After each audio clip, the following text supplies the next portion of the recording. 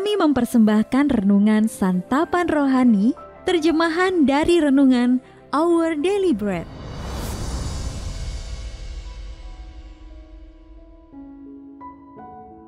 Untuk menerima notifikasi video baru kami, silakan tekan tombol subscribe dan tanda lonceng di bawah ini.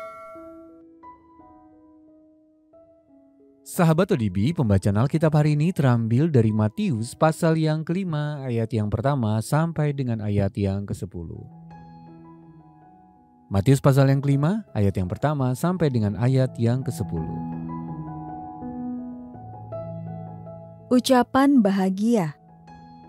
Ketika Yesus melihat orang banyak itu, naiklah ia ke atas bukit, dan setelah ia duduk, datanglah murid-muridnya kepadanya.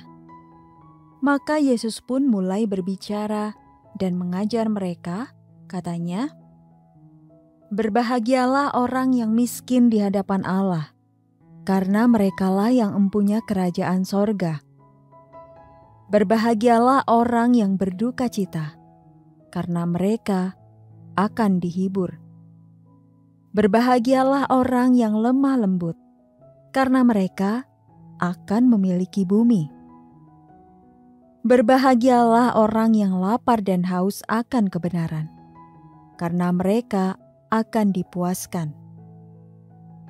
Berbahagialah orang yang murah hatinya, karena mereka akan beroleh kemurahan.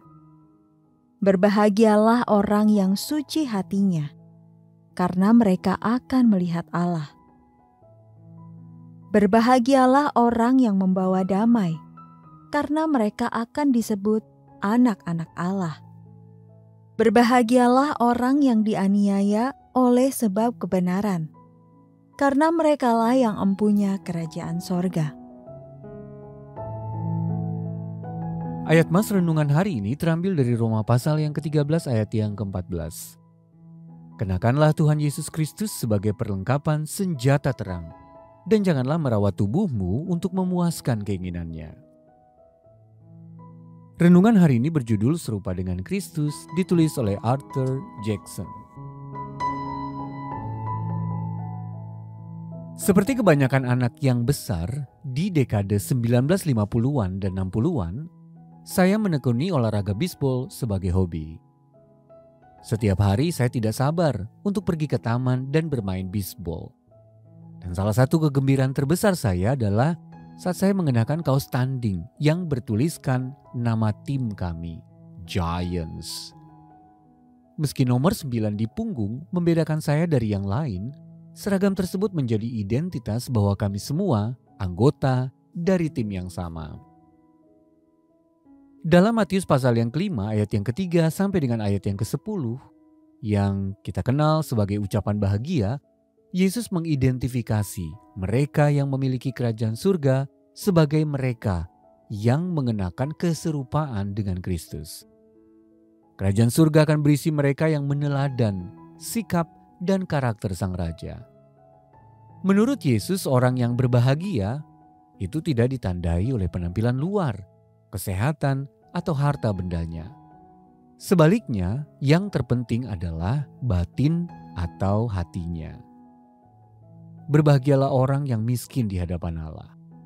Orang yang rendah hati, yang berkekurangan secara rohani dan yang menyadari keadaannya. Berbahagialah orang yang lapar dan haus akan kebenaran. Mereka yang hatinya rindu untuk menyenangkan dan memuliakan Allah. Berbahagialah orang yang membawa damai. Mereka yang mengikuti Yesus untuk mengupayakan terciptanya kedamaian. Dengan pertolongan Roh Kudus, kita dapat mengenakan keserupaan dengan Kristus yang menjadi identitas kita sebagai orang percaya dan sebagai anggota timnya.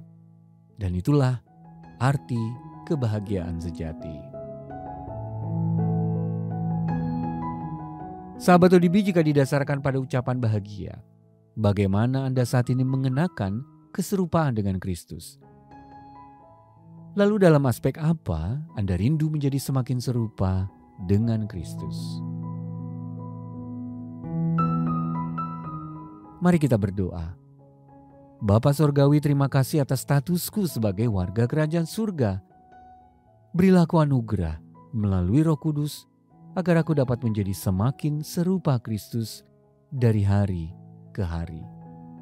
Dalam nama Tuhan Yesus kami berdoa. Amin.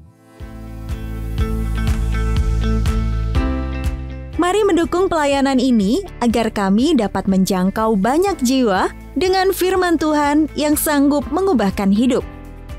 Silahkan scan kris yang tertera di layar untuk memberikan persembahan kasih. Tuhan Yesus memberkati.